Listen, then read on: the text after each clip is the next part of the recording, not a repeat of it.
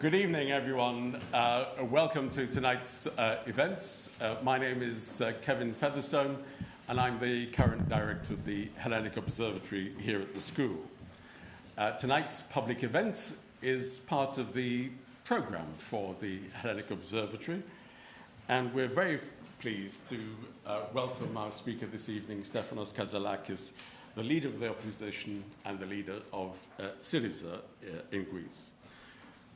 Over the last 30 years, I would like to highlight, here at the LSE, we've hosted practically every Prime Minister, every leader of the opposition, every Minister of Finance, almost every Minister of Foreign Affairs. So we didn't want to miss the opportunity of inviting Stefanos Kasselakis to speak to us here this evening. Now, for a number of you who know about Greek politics, and for others as well, you may think the story of our speaker here tonight is rather like an intriguing Hollywood movie. We're coming up to the Oscars, and I think this story would appeal to many people. A young Greek living in America with practically no previous political experience, stands in an open contest for leadership of the party and wins. The young, handsome newcomer, where's he? Defeats long-term party stalwarts for the leadership. In his professional career, he's worked for Goldman Sachs as a commodities trader.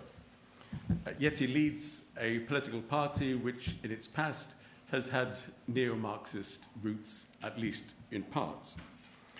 And he's the first openly gay party leader in Greece. And we're delighted that his partner, Tyler Macbeth, is with us here this evening. I think he deserves a round of applause.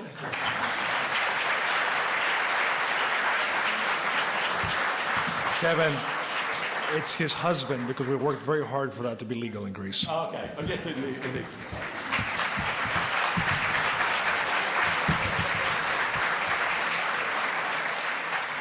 You're about 10 seconds ahead of me, because I was going to invite you to applaud the decision of the Greek Parliament last Thursday in legalizing same-sex marriage in Greece.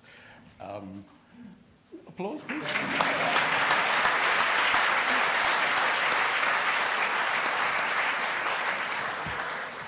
So it's a story of contrasts with very few precedents. Now, some of you are here, and I look particularly at the media who are here, of course, are particularly interested because our speaker is in the middle of some political storm in this last couple of days.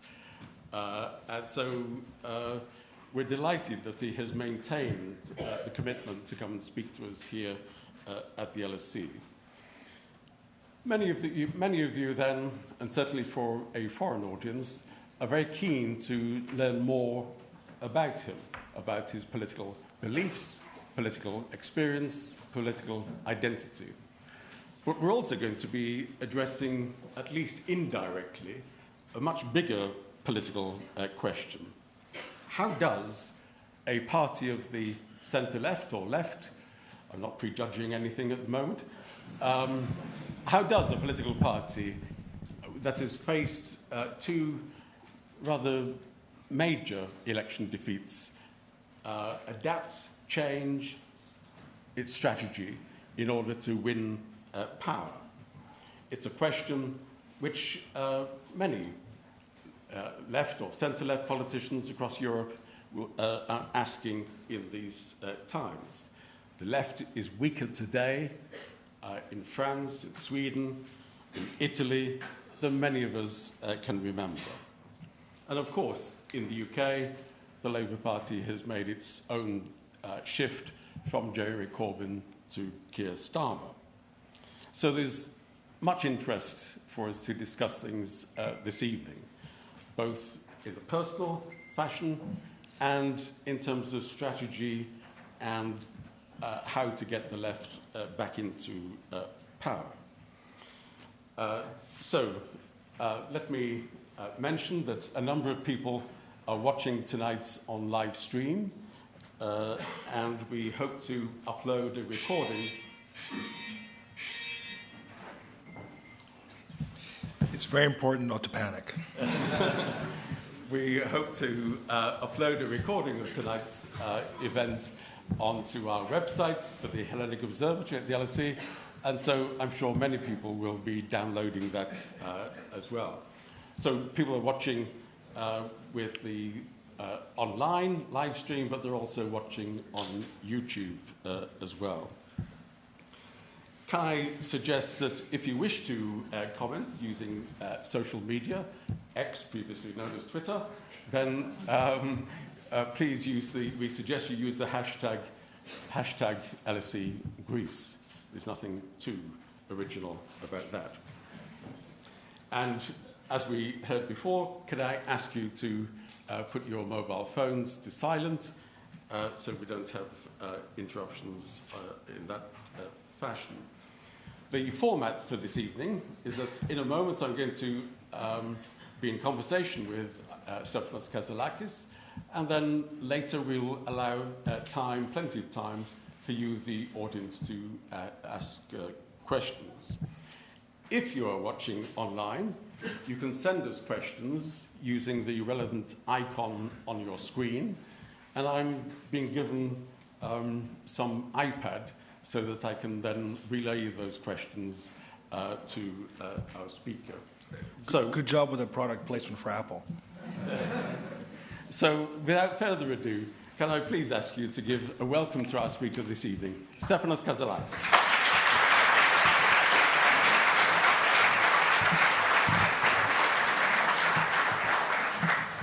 So, first of all, welcome, and thanks for maintaining this event.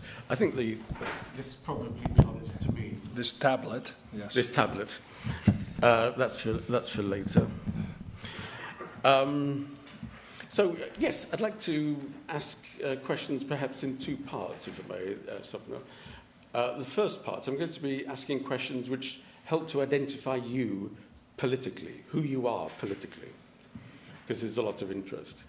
And then, secondly, questions about strategy for SYRIZA, your policies, how you would like to change the party and indeed regain power in Greece, if that's okay. Of course. So,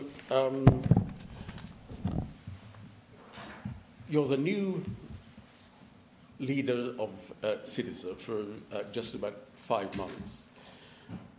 A party identified with the left. When did you first become a leftist? I've been. Can you hear me all right, or should I be closer? I think we're okay. We do that.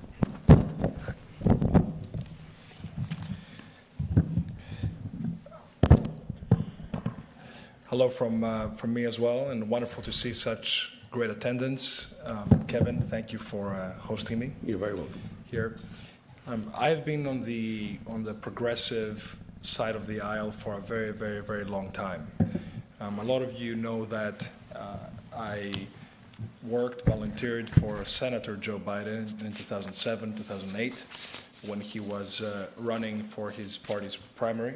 Spent 6 months working for him. I spent 1 month working for him in Iowa in the caucus at the time. And Joe Biden, even though in Europe he has a view as somebody who's centrist, the reality is that in a lot of the battles in the Senate, he's been on the left. He's been definitely on the progressive side.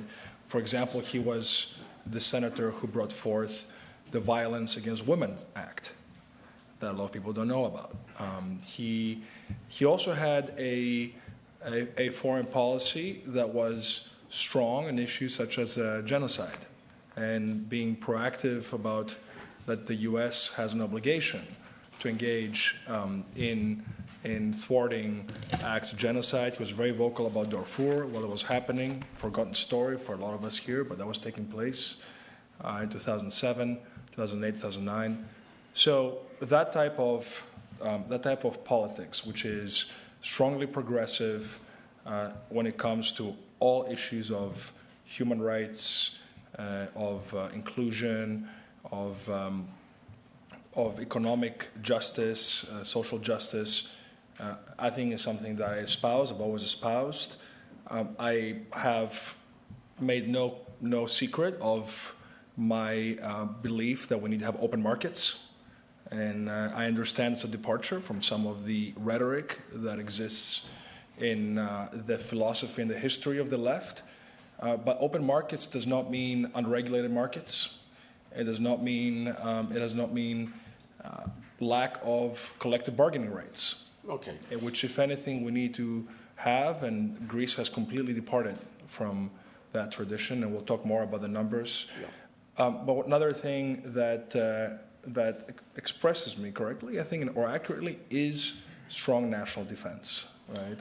I believe in realpolitik and not in a pacifist reality. Okay. We'll come on to foreign policy perhaps later, but you describe yourself as a progressive with much experience with Biden and the Democratic Party in the United States. Would you describe yourself as a socialist? A neo-socialist, perhaps, yes. A socialist that understands today's environment and tries to achieve social goals. You know, I had a dispute, let's say, early on in my party because I said there's no reason to demonize the word capital. And in Greece, capital with a capital C, no pun intended, means the owners of equity capital against the laborers, which I fully understand have divergent incentives in a lot of things.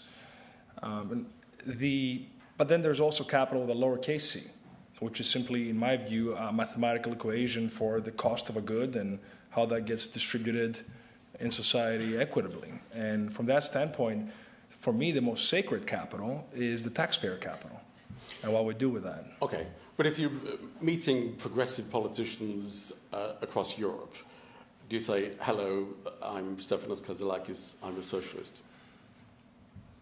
I call myself progressive. That's the adjective that describes me best. You're here at the LSE with a radical history. Many of the students, some of the staff at the LSE in the past have thought about being progressive in relation to being Marxist. For people of my generation, we read things by Karl Marx and we discussed things by Karl Marx. Is that something that you did in your youth? Have you read writings of Karl Marx? I have read writings of Karl Marx. I've also attended the Wharton School of Finance, and there's a whole different set of theory that they espouse over there. In the end of the day, and allow me to say that humbly, we all need to have a theoretical, a philosophical context to our policy making. There's no doubt about it. But at the end of the day, you have to inspire people to be engaged in politics, especially in a country that 52% of the people abstained in the last election, I believe, and to explain things in layman's terms to them. The most Marxist thing I can imagine is to say that 1 ounce of action is worth 1 ton of theory. And so I am all in favor of having a philosophical underpinning of what we do, but we also need to be able to articulate simple policies for social justice, for growth, for inclusion to people in a way that makes them feel part of politics. SYRIZA grew from 3% to 35% in 2015, not because 32% of the country studied Karl Marx. Yes. It grew from 3% to 35% because people wanted an anti-systemic exit ramp from 5 years of austerity that led the country's coffers with a grand total of €0 and a third memorandum of austerity around the corner. In what ways are you anti-systemic? I think my whole life is anti-systemic. The way I was elected to party leadership, I started a shipping company at the age of 30, raising equity capital from publicly traded investor in the U.S. When everybody in that industry was mocking my attempt as a young guy not from a shipping family to go out and to try to do that. When a situation took place in Greece when I was 14 years old, and my family's, let's say, stability was completely capsized by an unjust situation. There was a corruption ring in the Greek court system, and our life changed dramatically at the time. I decided to find an escape to the U.S., and I got a full scholarship. I went to Phillips Academy Andover, and that changed my life. So I've never been afraid to go into uncharted territory, right? And then the question is, and actually Obama, we're talking about Biden, Obama had a debate against Hillary Clinton, if you recall, that was about judgment versus experience. And on that one, I take Obama's side. I think judgment is way more important than experience. Experience can influence your judgment. But boy, do I know a lot of old people that have terrible judgment. So that is not to say anything about experience. So I would guess that Obama might be more of a political hero for you than Biden. In his politics, yes. In his policy, I think Biden's administration is more progressive than Obama's administration. And even on the issue of same-sex marriage, Biden was ahead of Obama on that one. And I will also add that on the issue of on student loan forgiveness, that's something that I feel is absolutely the right thing to do. I understand the issues of moral hazard and whatnot around the issue, but at the end of the day, every fiscal policy has some type of deadweight loss. The question is, are you giving relief to people such that they will yield more into the economy, into society at the other end of this? Okay, so I guess if I was an American, I'd have some understanding of who Stefanos Kasselakis is. Within Greece, who would you say is the biggest political influence on you, your political hero? Yeah, I think Andreas Papadopoulos in 1981 is the model that I look up to. It's because that was somebody who managed to integrate the country at that time. It was after years of division and of the left being persecuted from the right, and Prime Minister Papandreou was able, by the way, he flip-flopped on his EU and NATO stance. Let's not forget that. So I'm not espousing that. The SYRIZA history has been way more pro-European than the equivalent PASOK history, and good for SYRIZA for being that way all along. But Andreas Papadopoulos managed to bring some real social change, create a welfare state, create institutions, and really create a middle class in the country.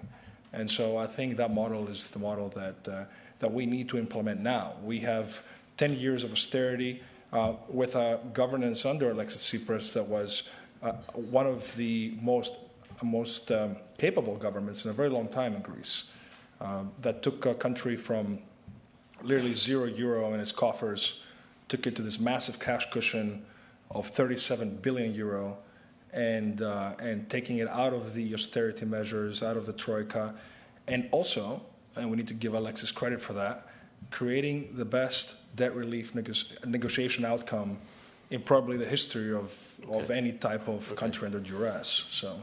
But Andreas Papadopoulos came to power as the leader of the pan-Hellenic socialist movement. And which later on bankrupted the country in part, yes. Okay, but in our conversation... New Democracy way more than PASOK, let's be honest. Yeah, but in our conversation so far, you're not that comfortable. I'm not afraid to be blunt. We need to call a spade, and respect people's intelligence and speak truth to power. Yeah, okay. Right? But in the conversation so far, you don't seem to be tremendously comfortable with the term socialist. I'm talking about today's terms. I mean, Andreas Papadopoulos himself in the mid-90s had said to people in his party how, my God, these new European leaders are a huge departure of the socialists of the 80s. that the third way, the whole paradigm had shifted, right? And now we're at the other end of this, where we've changed from an economy of wages to an economy of dividends. And that's why people are working and working and working, and there's nothing left in the bank at the end of the month. Young people can never buy a house the way the situation, the economy works right now. And that's why there's this type of social frustration that exists. And so if a socialist means somebody who wants societal equity, then yes, I'm a socialist. But what does it mean? Tell me, who is not a socialist by that definition? Somebody who wants only trickle-down economics? Is that somebody who is? Yes. Well, then I'm a socialist. Unfortunately, most governments in the UK would just be described as not socialist. But well, I think they're going to get their answer soon enough. Okay, very good. Just before we leave the United States, of course, there's been some coverage about your political career and political activity in the US. As you say, you worked for Biden in the Iowa states, etc. There were reports which you vehemently rejected of you being registered as a Republican voter. You were never a Republican registered voter. I have no idea how any paperwork with my name was registered in that party. I don't know if some person, in the US, they give you some forms or an election time, and I have no idea how my name got entangled in that. I have never voted for the Republican Party.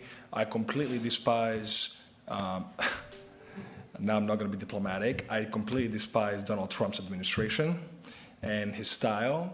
I have been with the Democratic Party since I was young, in high school. I was absolutely for John Kerry and not for George W. Bush back in 2004. And I've literally worked and donated to the Democratic Party many a time. So Wikipedia, please change the fact that I belong to the Republican Party. Okay. That paperwork is faulty. Okay, thank you. I think that's quite definitive. Your phone is not on silent. My phone is not on silence. This is what we say, preaching to the choir. I can tell you that someone is at my front door at the moment.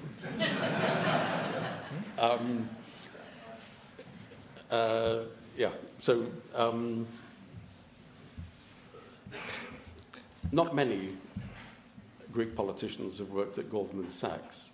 How did Goldman Sachs... Do you say Government Sachs? Sorry? I misheard, sorry. I'm not repeating that one. Okay. How did your experience at Goldman Sachs influence your politics? I think it influenced my life trajectory more than my politics. I was in 2008, after Joe Biden dropped out of the election, the primary, and with his campaign staff and Senate staff, Joe had hosted an event at his sister's house in Pennsylvania.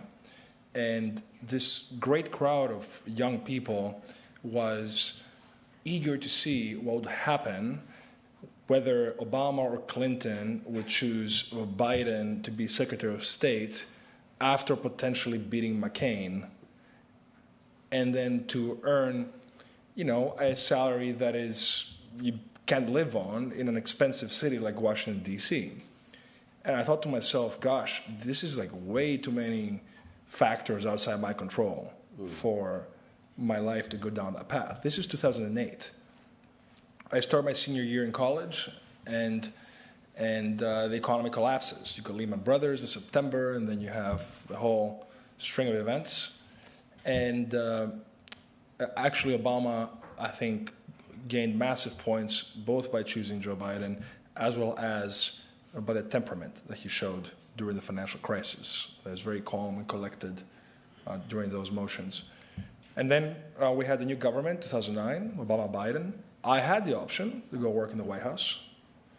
And I chose to go into finance, and because I wanted to have more control over my life. So that was a practical decision, and also to be able to gain more more hands-on skills about how capital markets work. So my experience at Goldman was very useful in terms of figuring out who the players are, why interest rates matter, why currencies matter, why commodities matter, what is the balance of capital between corporates and mutual funds and pension funds and hedge funds and retail investors, all that nomenclature that is very esoteric but actually important to understand. And I was at Goldman Sachs when Greece was going through its first austerity package and the second austerity package. I was embarrassed for my country at the time, the fact that we had to go through that, and that we were essentially the first country in the Eurozone to be in practical default.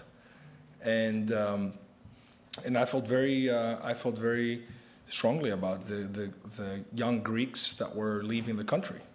That's why I started a website at the time called CV from Greece that was advising young Greeks that had already left on their CVs and their cover letters, so that they would have a better chance to get a job, to get into a uni in other parts of Europe or overseas, because I thought we needed to give to our best solidarity for those people, such that when the country would stabilize, they could come back with some quality experience. Okay, perhaps we could... But that, Kevin, is socialist doing that. Yes, okay? It is. And that's socialist in action. Okay. And the thing that I learned from Goldman was that I do not want to be part of a business that is solely focused on capital or money, but I wanted to be part of a business that is focused on product. Okay. On an actual product you can produce and deliver, create a brand, and not be dependent on someone else for the rest of your life, for your career. Okay. Explain to an international audience then what led you to stand in the election for SYRIZA as leader. I wasn't intending on standing for any election within SYRIZA. I was in the party's state ballot, which is, for those of you that are not familiar with it, represents 5% of seats in the Greek parliament. It's like the Senate equivalent, where parties appoint people based on a ranked list. And so I was number 9 out of 15 on SYRIZA's list, which meant that I was solely on an honorary spot. And essentially a volunteer to support the thesis that SYRIZA could be a good governing party for the country. Can I just ask, who invited you to stand in that election? My predecessor. Right, okay. So Alexis Tsipras invited me to... And then Alexis Tsipras encouraged you to stand as party leader? No, he did not. Did anyone close to Alexis Tsipras encourage you to stand as party leader? No, they did not. Okay. So, but he did not discourage me either. So he was very neutral in the whole process. To his credit. In the sense of being silent. Oh, and also practically, I wanted on my own merit. Yeah. And it was very important for me to win this thing without someone else, hand-holding me. It's my fight to win, right? And so I don't need anybody to goad me to carry me around. I'm A-okay, the way it is. So I was in an honorary spot, volunteering for SYRIZA, and there was only 20 days that I was announced until the May election, and I ran around parts of Greece, Athens, Crete a little bit, and then we wake up on May 21st to this shock, that all of a sudden we thought we might have a good chance to be government, and instead we're losing by 20 points. 20 points means the country does not recognize you as a governing party. Doesn't mean what you think of yourself. Perception is reality, especially in politics. So 20 points means the country is saying you are not a governing party. Because Alexis still is very popular, always has been very popular. He has no scandals attached to his name. He's a really wonderful guy, and he had a capable leadership overall. And so the question is, why did people not trust SYRIZA? Then we have the period between May 21st and June 25th, the repeat election. A lot of people had abandoned the process of supporting Syriza and supporting Alexis, etc. Alexis had created a 20-person committee of essentially fresh members and future cabinet secretaries or whatnot. That was insinuation. And he chose me. He chose that I be on that committee. And I ran around a lot with him, traveling with him, as well as with Admiral Kasselakis, the former head of the Greek National Defense Forces. So, and I worked hard to try to bring some hope and optimism to the base that, that let's bounce back to the extent that would be possible. A month before the June 25th election, while I was traveling with Alexis, he told me, Stefanos, Syriza needs renewal yesterday. And there's two ways to do this. Either a new leader will emerge in Syriza, change of leadership, or massive renewal for everything underneath. Or what? Massive renewal for everything underneath. And I told him that let's do the second thing. I'm in it. Let's change everything. You stay there, we'll renew the whole thing. A few days after the June 25th election, to the shock of everybody, nobody pressed him to resign. The vast majority of Syriza members, myself included, wanted him to stay on as party leader. I had said that publicly. Immediately on election night, while I was on a TV panel, I said it on the spot that he should remain leader, because I knew that we would have a chance to renew the whole party apparatus and structure. But he chose to step down in a very honorable way and to let renewal take place on its own, organically.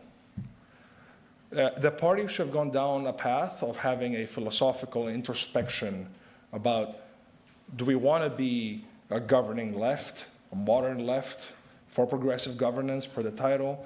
Do we want to be do we want to be a pure traditional left, as we say, for there will be a protest party? What exactly do we think on a series of issues? And then the party should have had a different conference to redo its infrastructure to get ready for the future. Hold on. None of that took place. None of that took place. The party apparatus decided to go straight to a presidential election. And between early July and late August, when I announced, for 6 weeks, nobody, and I defeated 4 former ministers, cabinet secretaries. Right? I had zero political experience there. All 4 of them were former ministers of the Greek government. None of them was saying anything substantial. It was about structures and rules, internal party rules. It's like, what are you going to do? And I put a platform of ideas that was general guidelines, but also specific, such as canceling out all MP immunities and benefits, such as immunity against criminal persecution, changing the mandatory military service, reforming that, and a whole list of things which were about open markets, but also labor rights and a very strong national defense. And that gained a lot of traction. And then that created a movement that I run. And then I won 21 days later. So. Okay.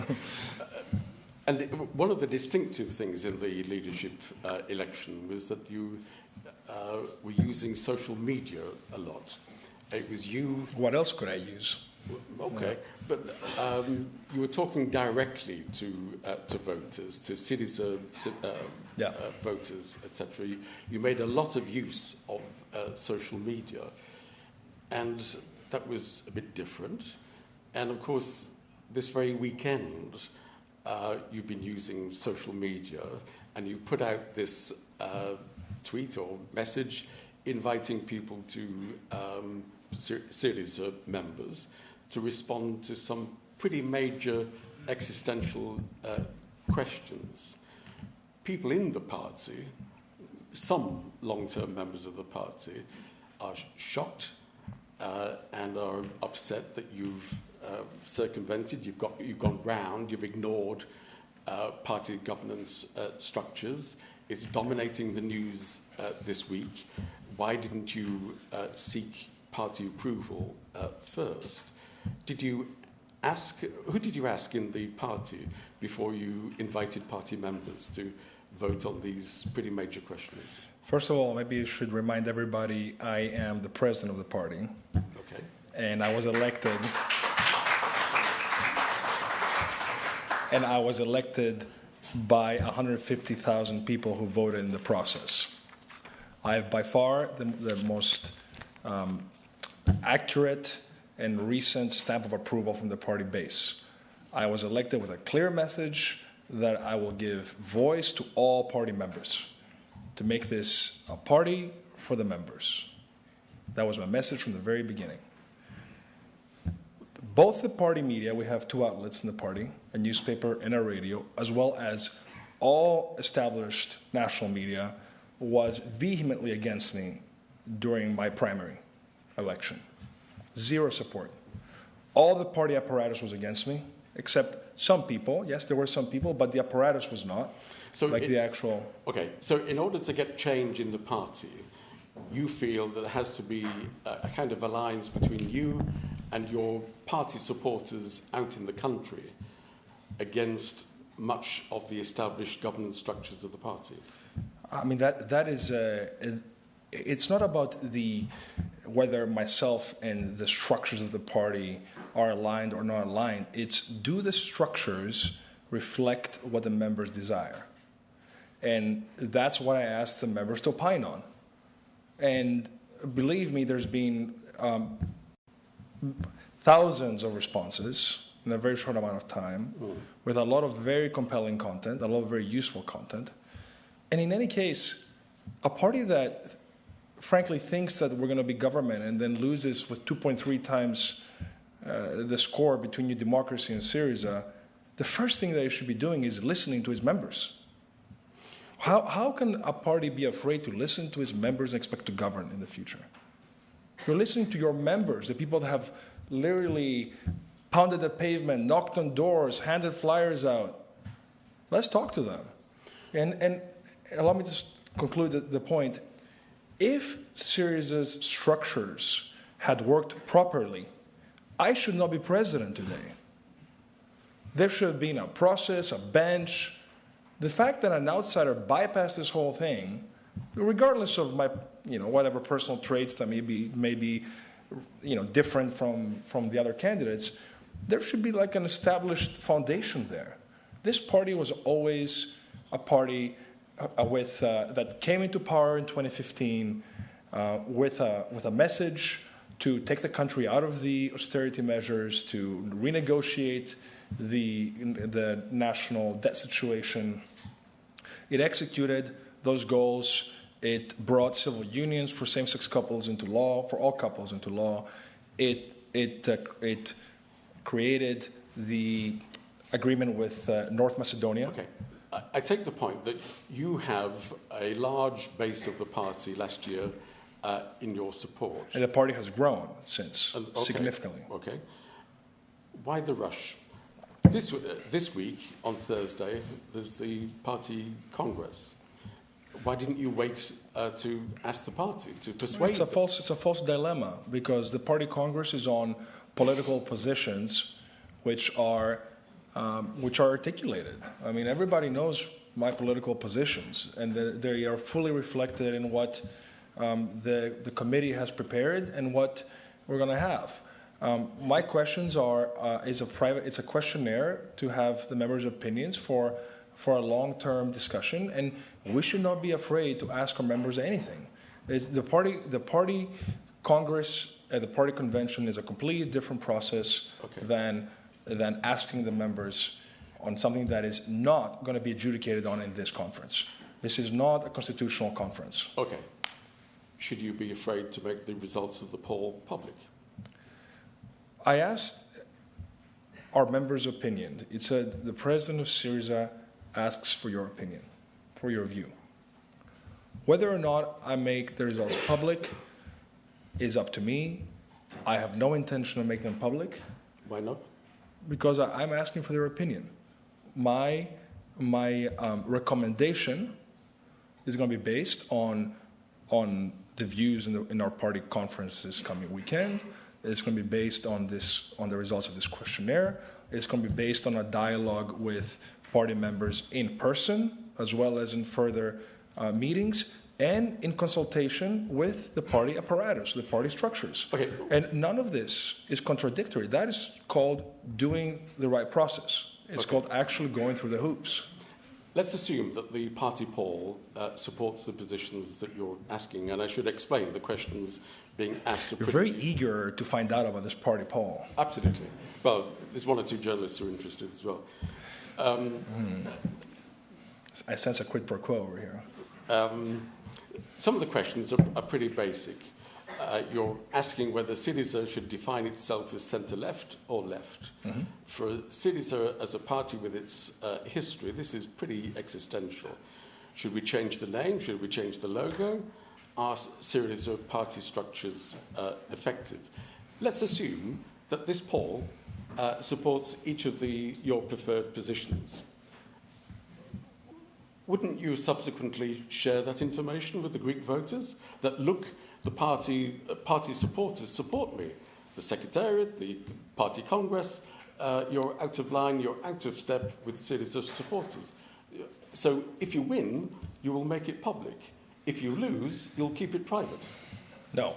I don't care to do something that has such short-termism. I'm asking for their opinion, and I'm going to go through the proper structures.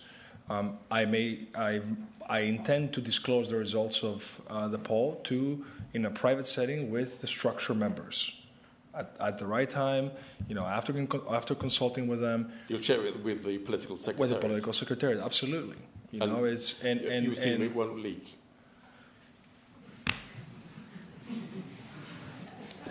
I learned very early on in Phillips Academy, my boarding school, a very important motto for life and for business, which says, no assumptions, no assumptions.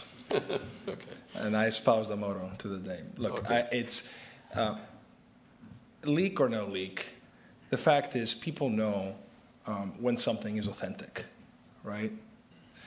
And we cannot be pretending that to be everything to everybody, right? What is the left? The left, above all, especially in Greece, is a way of life.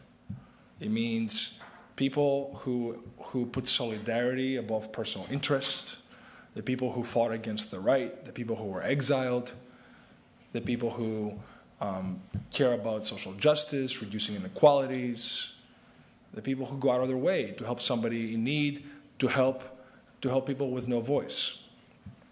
Well, that is the left. It's a way of life. It's not just a book. It's a way of life. And that's why my relationship with a lot of the older generation left, let's say fighters and people who really fought for the cause, is excellent. Because they've been anti-systemic.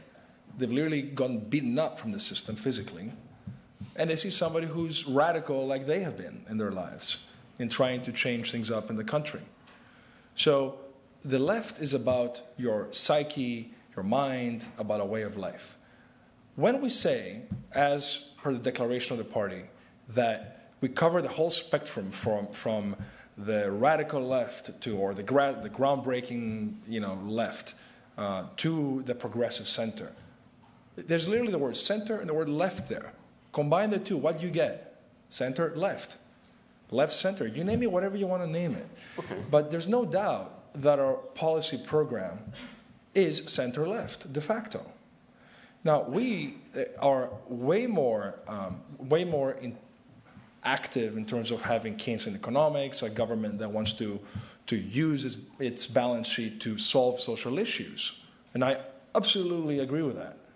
This is a crony capitalist economy that has a huge amount of nepotism, a rule of law that is that has been under attack, huge reforms that need to take place. We need the government to solve issues. The free markets are only concentrating wealth in a few families and not creating any type of decentralization or type of social mobility in the country. Okay.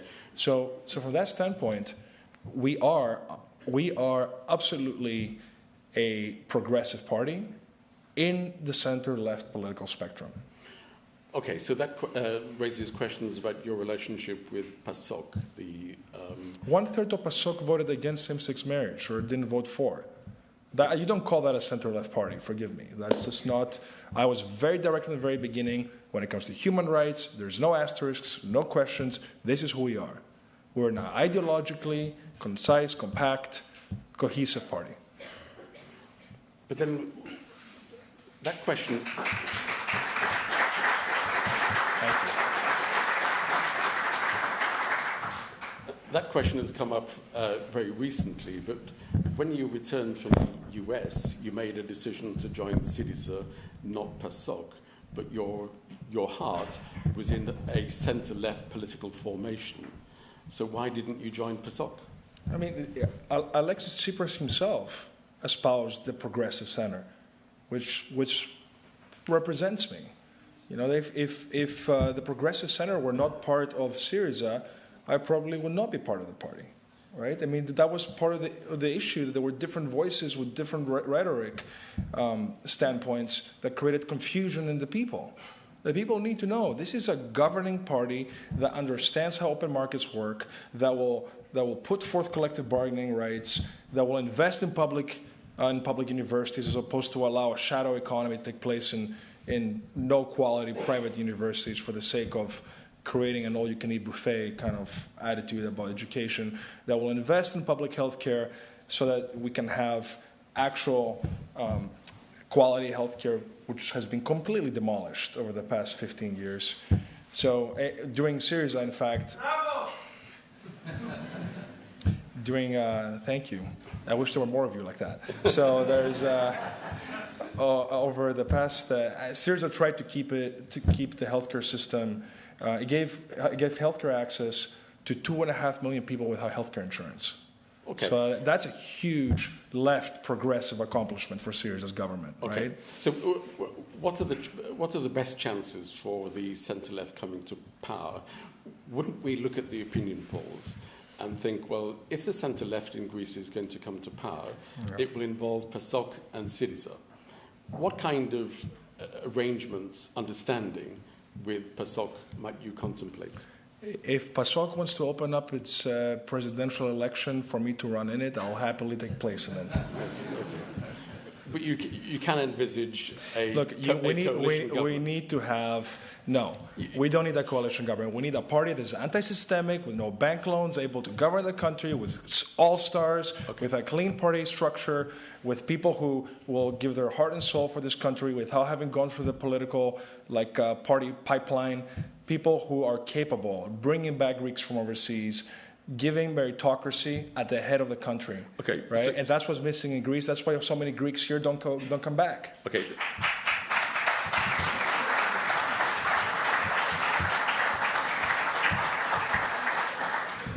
So, for all of those reasons, there are no circumstances in which you'd have a coalition with PASOK in government. We do not need a coalition with any party. What we need is to open up SYRIZA to all progressive people with a party structure that allows them to be equal in the party structure. This is what a party of the members means. It means you let people come up in the grassroots way. I do not believe PASOK is capable of doing that, as it is right now. And we all, by the way, we need a leader who is able to represent the country well overseas. And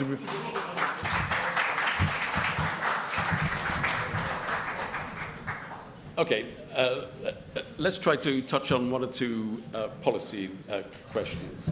You look like you're flabbergasted from what you just heard. I would possibly comment. On one or two policy questions, you've made various pronouncements about the need to change policies. A party in your position would think of the need for new policies and the need to ditch some policies. Give me an example of a new policy you would like to have and an example of an old policy you'd like to get rid of. I would like to have a Marshall Plan, domestic Marshall Plan, for climate adaptation and for housing. SYRIZA actually handed over a series of maps for the anti-flooding measures that need to be taken and kind of redoing the zoning. We have very bad infrastructure in Greece right now when it comes to handling natural disasters. We saw that in Thessaly, a region that I have visited many a time, where 500 million euro was wasted, never went to any of the anti-flooding works that were supposed to have taken place. And now the country, my generation, will end up paying 2.5 billion, 3 billion euro for the damages, let alone the toll on human life and family development and growth that the people there have had. So I think we need to have a very strong plan for climate adaptation when it comes to wildfires and anti-flooding. Now, we should not be waiting for that. We need to invest in this now because my generation will pay for it in the future otherwise.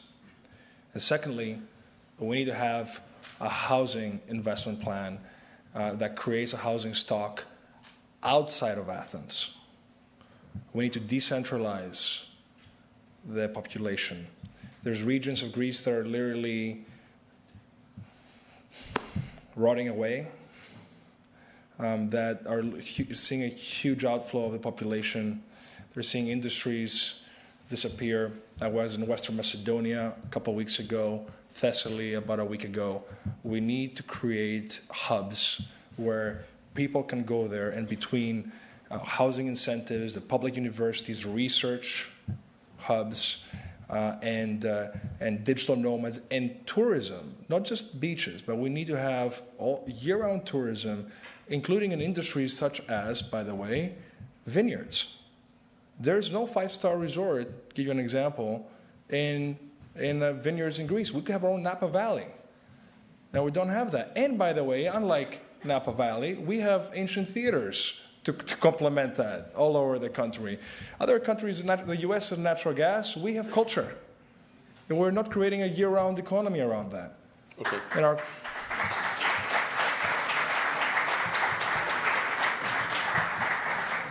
Give me an example of a policy that you think is I already told you one.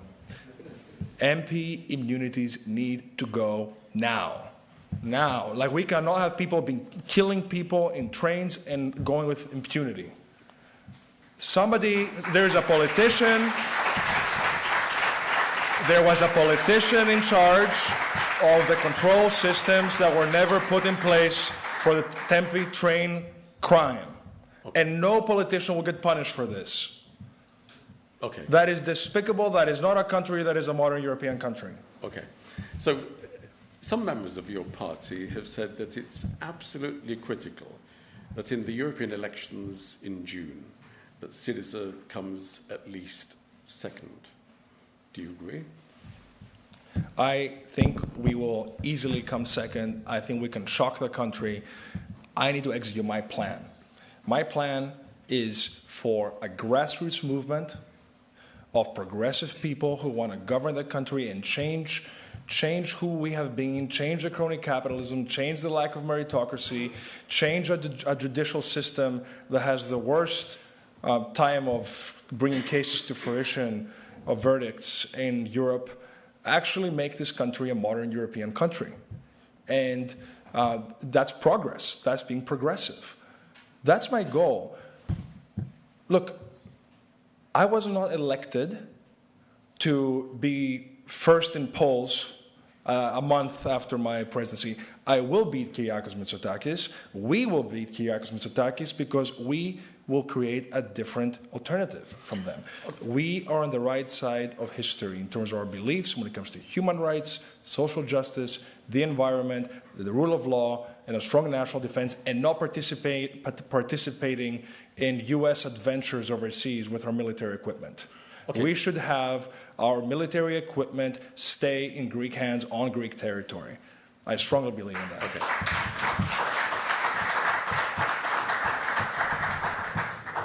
What if in the June elections Syriza comes third? And if you're looking at the opinion polls, why are you asking a hypothetical that will never take place? Well, okay, but if you look at the opinion polls today, you wouldn't immediately conclude Syriza will come first.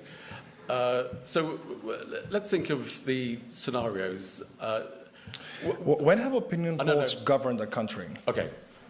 Well, you're asking party members in an opinion poll at the moment. They help in governing. They are instructive in their snapshot, but leadership governs a country. Okay. And so my job is to bring forth 40 people in a primary that for the first time in the country is taking place in a grassroots way, from the bottom up. Okay. I am not going to be deciding who's going to be on the list of 40 people who will be representing Syriza in the upcoming European Parliament election. Our base will be deciding it. Anybody can become a candidate for European Parliament without having a clique in the president's office, without having a connection, any type of acquaintance. Okay. And that is a huge innovation that, frankly, is way more important than your poll question. The fact that sometimes in society something changes. Okay. And for once, everybody has a chance to be in politics without having to sell himself or herself to any type of quid pro quo. What I'm coming to is evidence of success, evidence of failure.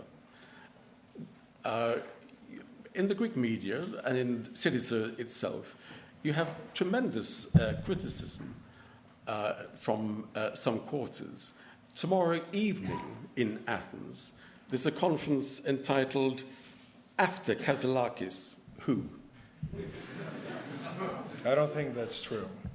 Well, we could show you the evidence because it's been attended by some existing Syriza members of parliament. That was fake news. It's not going to take place. No. Okay. So there was a meeting, but thank you for the opportunity to talk about this. There was a meeting of against Mitsotakis who that took place last week.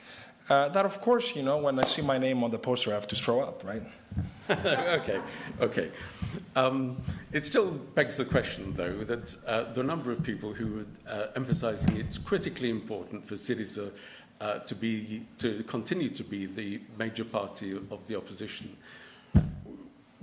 What evidence would persuade you to say, this has been a mistake? I'm not the leader for Syriza.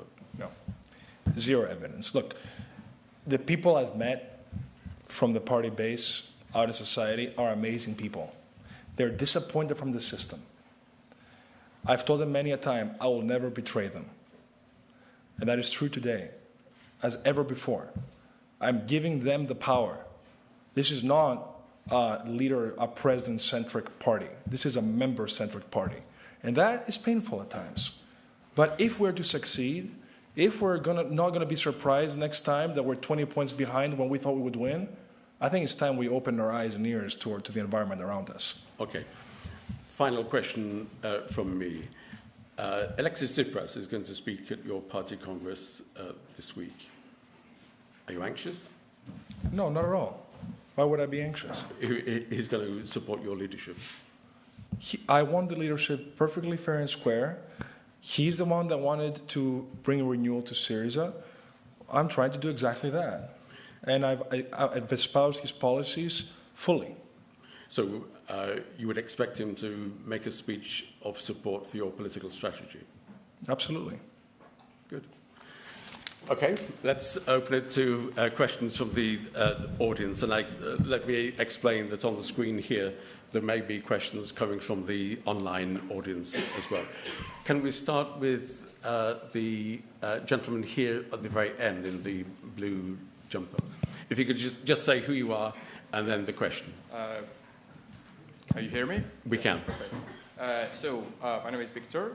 I want to ask you, you talked about your dreams of your party and how you want to transform your party. But in the recent vote in the parliament for the gay marriage, you had, I think, 2 MPs of your party abstaining from the vote. So my question is that part of your dream party? And if not, what you are going to do? Thank you for the question. There was only one person who abstained for ideological reasons. The second person who abstained had personal work reasons. He's an expat member of parliament, and he had a professional conflict at the time. He had a statement on that. I will make my announcement of my decision at the right time. I think we have waited for decades for this bill to pass. I think we can wait a few more days for that to come to fruition. But the important thing is that the lives of people are better today. We shouldn't lose the eye from the ball, right? We should keep our eye on the ball. The eye on the ball means the country is better off because SYRIZA made this happen. Without SYRIZA's votes, this would not be law today. Okay, thanks. And we have a question here. It's a microphone. Yes, thank you. My name is Featherstone from MERT, the Greek public broadcaster. You said, I heard you with great interest. You said you replied to Kevin's question that when he asked you about the questionnaire, if you asked anyone, you said that you are the president of the party. The party's communique yesterday reads, "We are not a leadership-oriented party. Chimeras and conspiracy theories are not of anyone's interest." How can you combine the two? How do you hear this? You said you're the president of the party. How do you perceive this communique there? Thank you. I'm delighted to hear that there's no chimeras and why not, and that it's not and this is not a presidential-centric party. I fully agree. It's a member-centric party. And that's exactly what I'm planning on continuing on doing. I'm planning on giving the members of the party a voice and equal access to going up in the party structure. If we don't implement meritocracy and open our gates to the new members in the party, then how can I credibly say to the country that we're going to bring meritocracy up and down the country structure and economic structure? We need to first prove that ourselves in our own house. Okay. Can we take the lady here, please? Yes. Hi, my name is Ifigenia Mumzi. I wanted to ask a question from a different point of view about Greek politics right now, because the truth is, New Democracy won with 41%. We have 3 far-right parties in government. In my opinion, Greek society is in a dire situation. What are the challenges ahead for SYRIZA to beat this, and why is it a necessity for SYRIZA to win? Thank you. Thank you, Ifigenia. We do have 3 far-right parties in parliament. But I think we should be optimistic. Why? Because this election and the whole verdict of future elections is ours to lose. We lost because 600,000 SYRIZA voters didn't show up. They didn't go to other parties. They just didn't show up. They were disappointed by 4 years of not, in my view, doing the needful to create a clear message to the country about how we intend to govern and with which people. That's why it's very important to me that we have a clear ideological, cohesive message to the country. So for the previous 4 years, Alexis Tsipras had the wrong strategy? No, that's not what I said at all. For the previous 4 years, there was confusion in the Greek public about what SYRIZA stands for. And it's not his fault. He kept saying things the right way, right? But there was confusion. And so, and the policies, the election program was very clear. But don't forget, we're also dealing with state of propaganda. You see the rankings in terms of freedom of press and rule of law. You know, the media interests have been against explaining to people that, hey, these voices within SYRIZA don't represent the government program. Just focus on a few minority voices, which have since left the party. And so I think we have a very clear ideological compass right now about where we want to be and how we will govern. And I think we need to motivate people that SYRIZA will remain anti-systemic, that SYRIZA will be the party that has the power to bring this radical change that we need to the country. Good, thanks. Can we take the gentleman on the second row here at the front? Thank you. My name is Andreas Papadopoulos. I have a point of order first, is that Tsipras never negotiated any debt relief. It was his predecessors, Samaras and Venizelos, who negotiated the debt relief. If anything, Mr. Tsipras actually added 76 billion into the debt. And if anything else, he actually sold or hypothecated I'm sure there's the a Greek question assets for coming. 100 years. But my question is the following. SYRIZA is not a party. It's a coalition of smaller parties that the only cohesive glue was the protest against the memorandum. What makes you think that you can turn this coalition of misfits into a political party? First of all, thank you for the question. It's a very friendly question.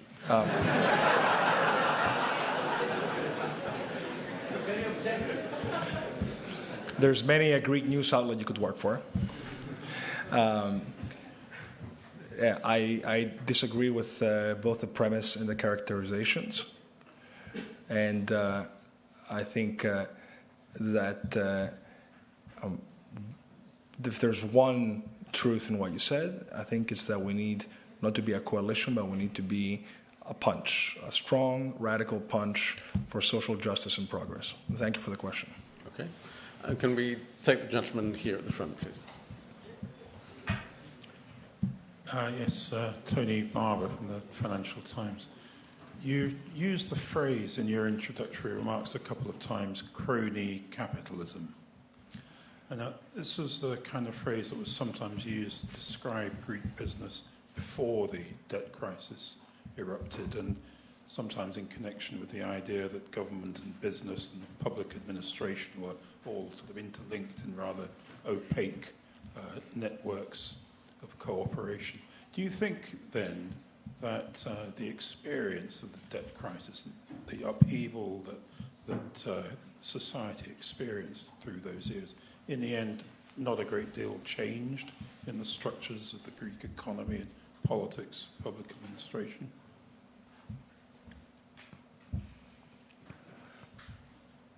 We are at the other end of 10 plus years of austerity and 2 years of COVID restraint, physical, economic restraint.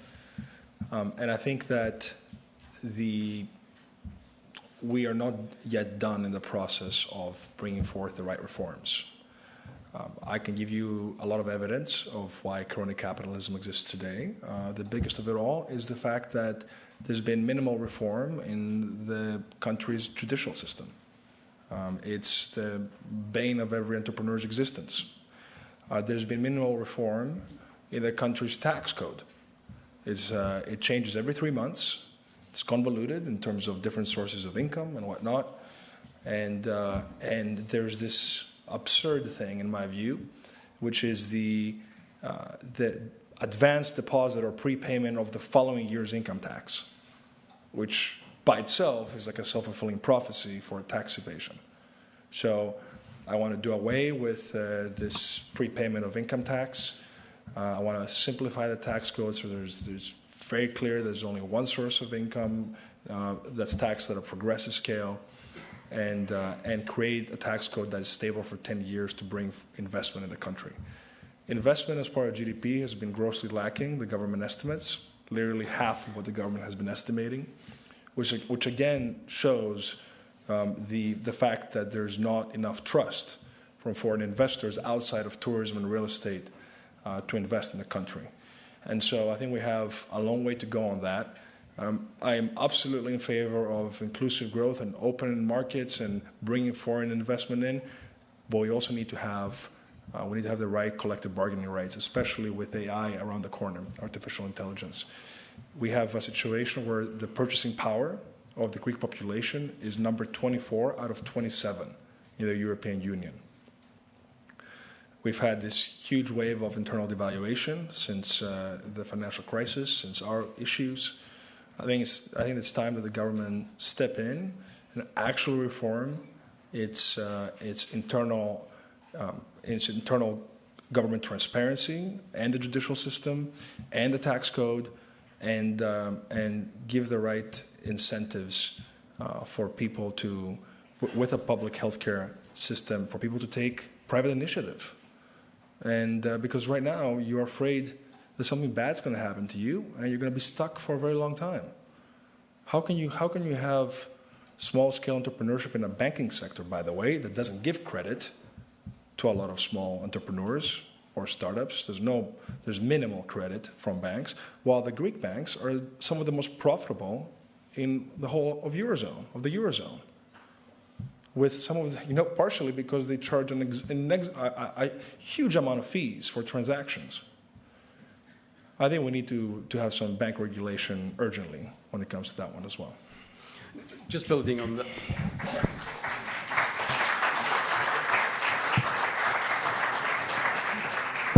Just building on that, if I may, SYRIZA is an anti-systemic party.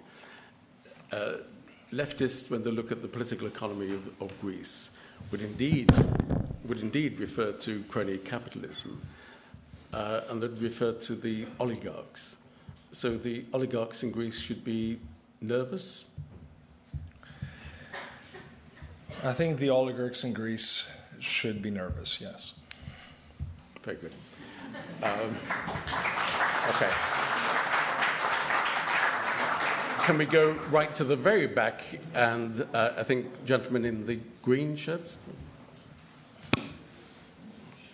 Hi, my name is Panayotis, Pan in English. I work in broadcasting industry as well. We briefly chatted Stefanos yesterday. Just a bit louder, please. Sorry, yes, my name is Panayotis, Pan. We briefly chatted yesterday. I work in broadcasting industry as well. I was going to ask you a different question, but now I'm going to ask a different question, which is related with tax. I'm going to tell you what I experienced very briefly. No, if you could just ask us the question. The question is, okay, there is a big proportion of Greeks who still avoid taxes. A doctor, I had the surgery 12 months ago. I paid £4,000. He declared 400 euros out of the 4,000 euros I paid. And believe it or not, he put the 3,600 euros in his socket. It's not a figure of speech. It's what has happened. And this doctor has merchandise and offices, prestige offices and houses. What are you going to do as SYRIZA to avoid this type of things? And I have discussed this with New Democracy members of parliament. Okay. And believe it or not, their answer was, this is how it is.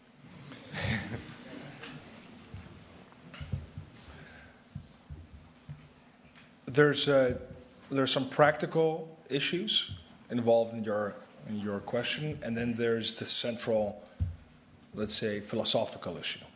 I'll start with the latter. Why should a citizen respect the state when the state does not respect the citizen? It is not coincidence that Greece went bankrupt, de facto. It comes from that lack of mutual respect. Being anti-systemic and radical left, as we say, is the opportunity to fix that. It's the opportunity to say, we don't care what all the lobbies are saying, who gets insulted, this is what needs to be done, and it's going to be done.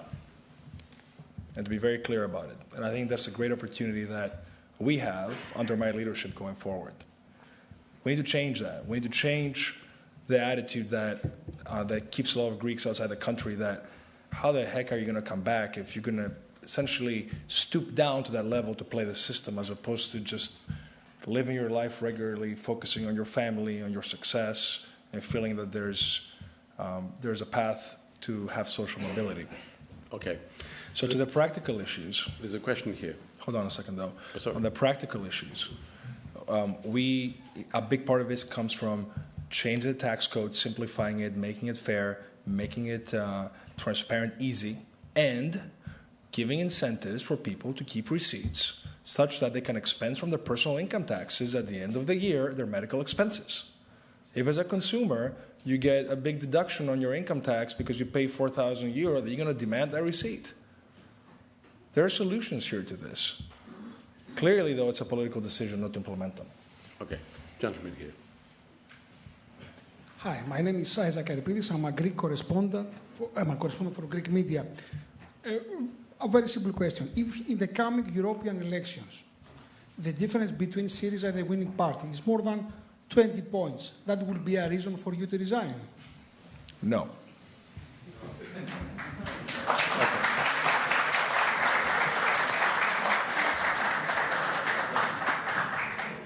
Yeah, can we take the gentleman at the very front, and then we're going to come to the lady just... Hello, my name is Stratos Hatzigiannis. I mean, after 40 years in the UK, I just can't not make a question about what I have seen in this country and what I see now, potentially as a parallel. I mean, the reason why Labour was not electable for a lot of years is because they couldn't really get close to the centre, which Tony Blair did, Kinnock didn't. What would you offer to the Greek centre in order to carry them, if that is a way of path for leadership? See, I think we need to move away from theoretical discussions about the center and this and that, and just go into practical policy terms. We're not a country that has the luxury of not having government intervention in our society. There's massive income disparities. There's massive geographical disparities. We need government to solve issues. There's no other way. And the issue is that nobody trusts the government. So it's like we're stuck. It's like the chicken and the egg problem. So we need to change the rule of law in the country, change the way politics is done, such that a government that is progressive can step in and actually invest, as I said, in housing and climate change and public health care and public education. And so I don't think those issues are a matter of center or left. I think they're just a matter of common sense. If our starting point were a UK starting point, maybe the conversation will be different. But it's not. We need government to have a role after all these years of the public sector being degraded. While the UK was having primary deficits in between 2010 and 2014, there's similar magnitude deficits, about 4.5% in both countries, Greece and the UK. The UK had growth after. We just lost all the GDP and kept going having internal deflation. We have a completely different starting point than the UK. We need government to have a role in our country if we're going to be sustainable and resilient for the long run. Okay. Could we take the lady in the orange or the brown jumper?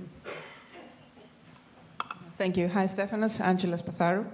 You spoke a bit about the role of AI and the complexities this might pose, but there's another aspect of AI, data and technology, which is as an enabler for rule of law, transparency, a better functioning economy, better access. What's your party's view on technology? We absolutely endorse technology. I'm trying to digitize my party dramatically, as you may know already. I think technology can be an incredible tool, as you said, to bring about transparency and even prevent crime, for example, right? You can use patterns to understand that. We have to be very careful about technology governance and joining forces with the rest of the EU to create the right framework for the right governance that we need. But in terms of AI and labor, it's a paradigm shift, what's taking place. And I think collective bargaining rights are very important, such that everybody can participate in this. We need to have a plan for that. That as the composition of talent changes, not just in low-skilled jobs, in a lot of high-skilled jobs, architects, for example, will have pressure from AI. We need to have the right type of transition and retraining tools so that they can participate in the value added from it. And by the way, the Greek market is not 10 million people. It's 450 million people. It's the common market. Plus, we should be using AI and the high level of English knowledge and know-how in our public universities and the regional universities such that we participate in the big market with services. That's, I think, the real plan that we need to have when it comes to technology. Okay. If I could go to some of the questions coming in online, I'm going to group a few questions. Essentially, they ask for your position on Gaza and the right of Israel to defend itself against terrorism. I'm summarizing here, but where do you stand on the conflict? Do you condone the large number of civilian deaths in Gaza? Alternatively, shouldn't any left party be, quote, more supportive of Israel's right to defend itself against jihadist terrorism? Where do you stand? I think there should be an immediate ceasefire in Gaza. And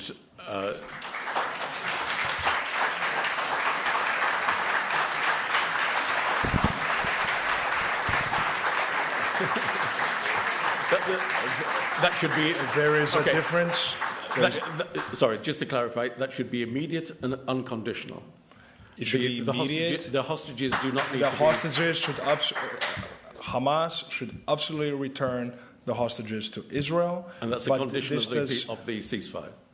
No, there should be an immediate ceasefire. Even if the hostages are not released? Yes, we need to have a policy.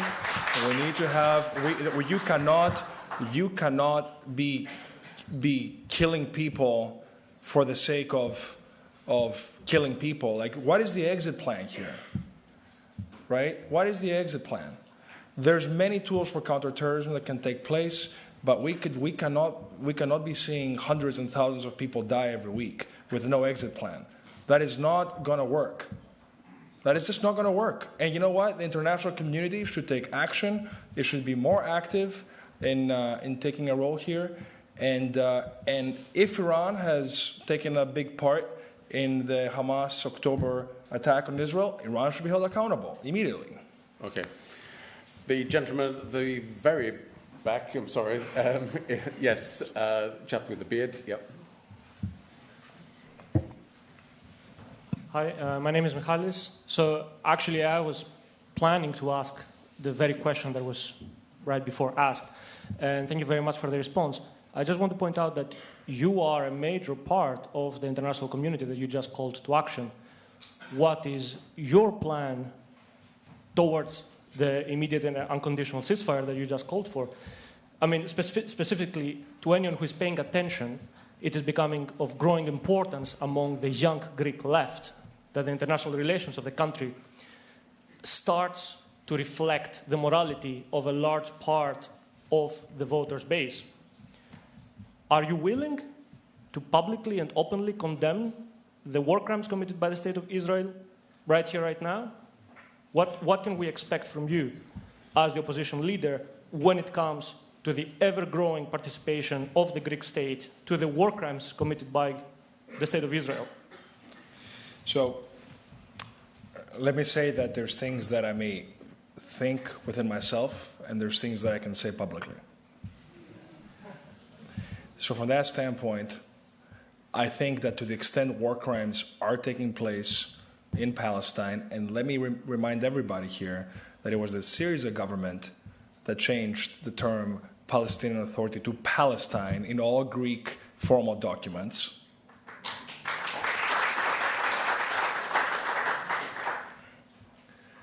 That it was the SYRIZA government that hosted Mahmoud Abbas for the first time. That it was the SYRIZA government that brought a conversation with Cyprus and Palestine. Alexis Tsipras went there in Jerusalem and talked about Palestine. And I think it's very, very important that we take a clear ethical stance. Look, yes, I studied in the US. Yes, I've lived there for a long time. Does not mean we cannot call a spade a spade. What is happening right now in Palestine is unconscionable. It's unconscionable. We cannot, and we have two wars in our region. One in Ukraine and one in Gaza, and we're just seeing civilians die. You know, and I think we need to have a clear distinction between counterterrorism as a strategy and massive civilian losses without an exit plan. Okay. That's the practical answer to your question. And allow me to just leave it at that. Could we just go one step further? Is Hamas a terrorist organization? No answer. Sorry? No answer. Don't answer in a Don't answer in a university. Don't answer in a university of academic freedom and questions. I think Hamas is an organization.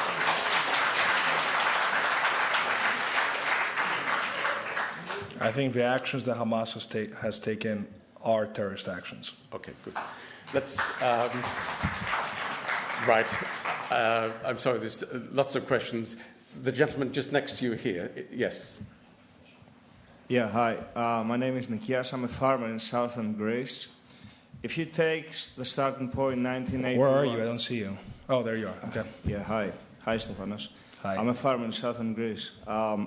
What do you cultivate? What do you think? Are you asking me if I'm going to be in favor of legalizing it? They have drones. Now they're using drones. Yes, I am in favor. No, they don't all cultivate that. A majority of the population do that. If you look at Greece, taking 1981 as the starting point, for the last 43 years, the 2/3 of the prime ministers of Greece were US university graduates. If you look at the last 20 years, only Alexis Tsipras didn't study in the US. From that point of view, you as Stefanos, are you happy with the record of the US graduates in Greece, in Greek politics? And do you think we should carry on voting for American university graduates as political leaders? I'm not happy with the record, and I think what you study doesn't matter. I think what matters is what you've learned, your judgment, the fact that you have clean hands, meaning you want to offer your services to the country without entering politics poor and exiting politics rich. You know, I think that's the most important thing. It's about public service. Public service should be an honorable thing and something that people can do ideologically. And I think we could use more examples of that in Greek politics, and that's what matters ultimately. Okay, let's take just two questions. The gentleman here. Oh, sorry. Yes, gentleman there. And then the guy at the very back in the light blue shirt. You have them. Can we pass the microphone forward? Thank you. Hi, Stefanos. My name is Ikados Matsoukas. First of all, I was really glad to hear the link of AI with working rights. That's perhaps exactly what the neo-socialists should be talking about. It's really positive. Now, I get the anti-systemic tone, and Alexis Tsipras was really successful in offering that anti-systemic off-ramp, as you explained earlier, and or to link it to what Mr. Featherstone said. He offered he told the Greeks that they have nothing to lose but their chains. But felt like in 2019 that message was slightly obsolete to a vast majority of Greek people. What is besides the anti-systemic tone, what is the new narrative, the no-nonsense, one-sentence new narrative that you will offer to Greek people? I've stated my vision very clearly. I want to create a path for the Greek dream. It's different than the American dream.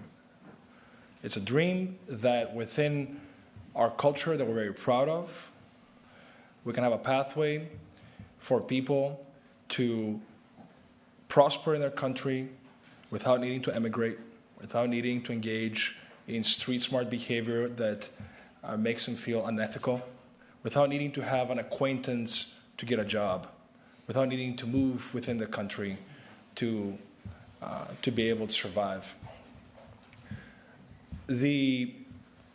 How do you do this?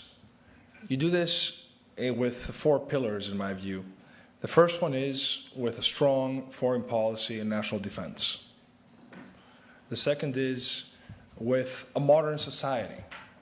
That entails, of course, a modern system of education, but also entails inclusion and inclusiveness when it comes to all human rights, including, by the way, on migration and refugees.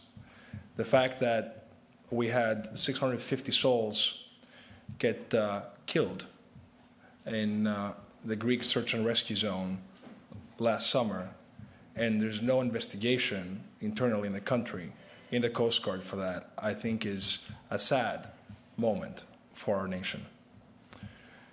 It's and that's one disagreement I have, by the way, with the socialists in Europe. It's the Migration and Asylum Pact. The fact that we're putting a tag on having people stay in the country of first entry as opposed to mandating solidarity, that refugees get equal treatment across all of the European Union. So, modern society, it's a matter of mentality, it's a matter of education and culture. It comes with an economy that is that brings growth and social mobility for people. This starts from capital markets that work properly. It starts with labor. It continues on, or it combines with labor rights that allow you to have savings on the side, and a public healthcare system that lets you survive. Right, that whole infrastructure that you need to be able to experience social mobility where you are. And finally, we need a completely new state governance paradigm. We need to have a state that uses technology and KPIs and not has a witch hunt with artificial type of parameters where you report to the minister for your job, the kind of frankly disgusting relationship that exists between the public sector and the government. I give you my word, if I'm your prime minister, I will never influence a public sector, ever. Ever.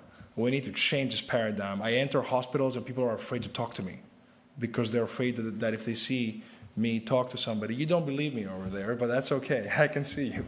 But I believe you. I just think that we need a lot of work. Well, then come help me. And so I think we need to have a completely new and very transparent form of governance across the public sector. It includes policing, community policing, and having the right transparency there too. We need to have a natural disaster response that is separate from the military. Like, we cannot count on our armed forces to intervene at all times. We need to have a national emergency response service that works properly. And of course, the judicial system, the state of law, like the ability to feel like the Greek court system is your last resort, right? And which is not what Greeks feel right now. Okay, great. So it's the final question with our friend up here. Hello, Stefana. This is Dimitris. Thanks for the talk, the discussion. Always being proactive on the discussion. My question is about, you mentioned during your talk, no arms out of Greece, while in the meantime, Denmark is giving all their artillery in Ukraine. Considering that we have, for example, Russian missile systems, that we know the missiles and the guns will expire, right? Do you still believe that we should not get rid of them and replace them by other systems? And and this is very effective on playing a significant geopolitical role in the upcoming years. Yeah, so I don't view that as a real dilemma. I think we should absolutely have equipment in our territory.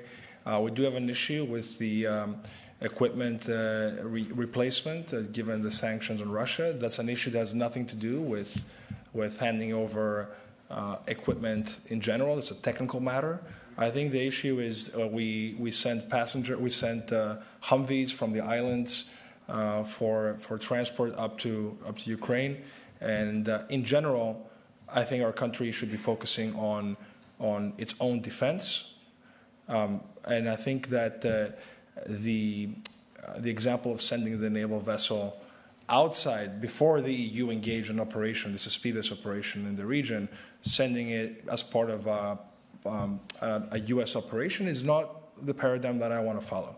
I want to follow a paradigm that abides by NATO defense and by EU defense planning and EU operations, up to that point. Okay, we've come, I think, to the end of this event. In a moment, I'm going to ask you to join me in thanking Stefanos Kasselakis. Can I just say, though, that for, just over 90 minutes, he's been willing to answer questions on almost anything, and that's highly, we appreciate that very much indeed. We agreed the nature of the conversation before coming here this evening, and he's kept to that. He's been very willing. He's been very willing to answer questions on a whole host of issues. So we thank you for that. As a token of our appreciation, there's a bag next to your chair. Just. But I have a watch there. No, this is mine. Oh, okay. Bloody socialist.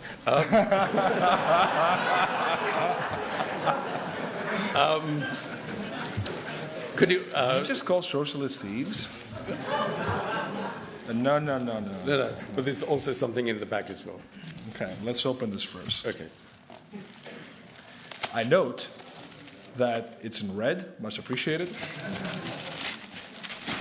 Or fuchsia, whatever this is. Burgundy. Very well packed. Yes. Somebody tells me it's an LSC pen. Let me see. A Waterman Paris. Let's see. Open it. Okay.